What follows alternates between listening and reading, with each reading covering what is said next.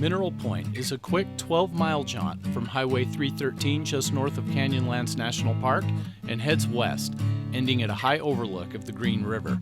This trail is featured in both Charles Wells and Peter Massey's excellent four-wheel drive guidebooks, with a few differences. Massey's book, erring on the easy side, ends at a more southerly point. Wells, whose guide is a bit more adventurous, ends at a northern overlook, which includes a few more obstacles that Massey chooses to bypass. Due to scheduling conflicts, no friends and family joined us on this particular excursion, and since I prefer to travel in groups versus solo on unfamiliar paths, this meant our towing Queen 2500 HD was drafted into trail duty for the first time, despite an incredibly low front bumper that I was worried was going to take a beating. Allow yourself around 2 hours, including a lunch break, for the trip, as this is an out and back trail. The trailhead is near the popular Horse Thief campground, which makes staging for the trip quite easy. Airing down is somewhat of a cliche on overland videos, but when the air pressure on your tires is normally above the maximum reading on your ARB deflator, then it becomes critical if you want to save your back. Low tire warnings, but man, huge difference already. The trail was chosen primarily for its difficulty rating, easy according to Wells and a 2 according to the Massey scale. On my scale, I'd rate this as a solid 2 in good weather.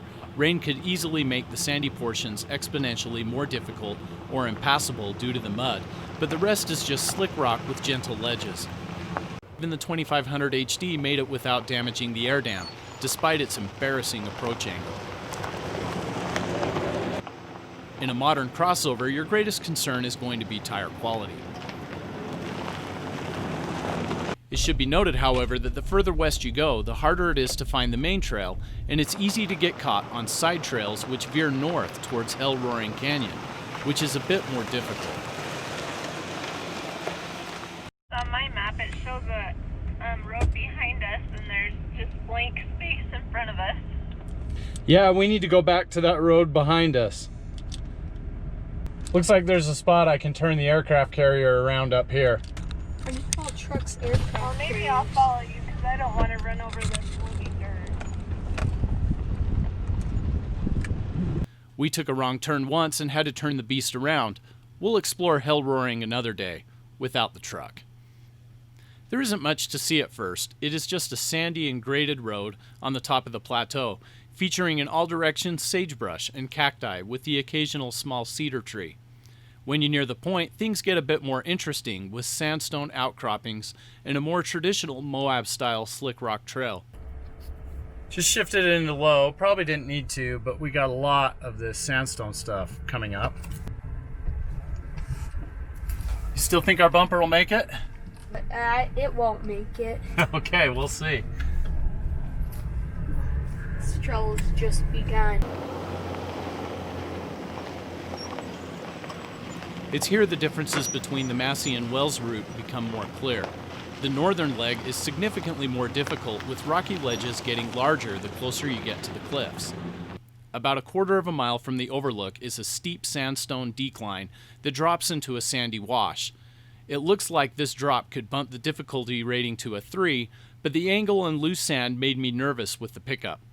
I'd have tried in the GX, but I really wasn't feeling up to being featured on a popular four-wheel drive recovery channel, so I chickened out and saved this overlook for another day.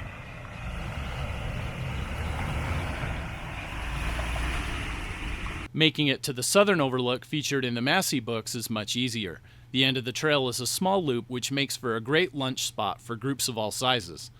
The actual overlook is a short hike from the end of the trail, and quite honestly, it wasn't that impressive compared to how the northern overlook appeared on the map.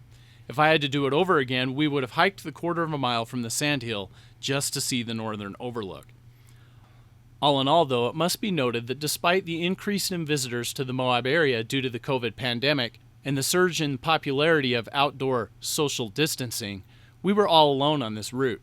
So while it might not be as scenic as Long Canyon or the Potash Road, nor as technical as Hell's Revenge or Poison Spider, there's something to be said for a trail that is lonely and off the beaten path.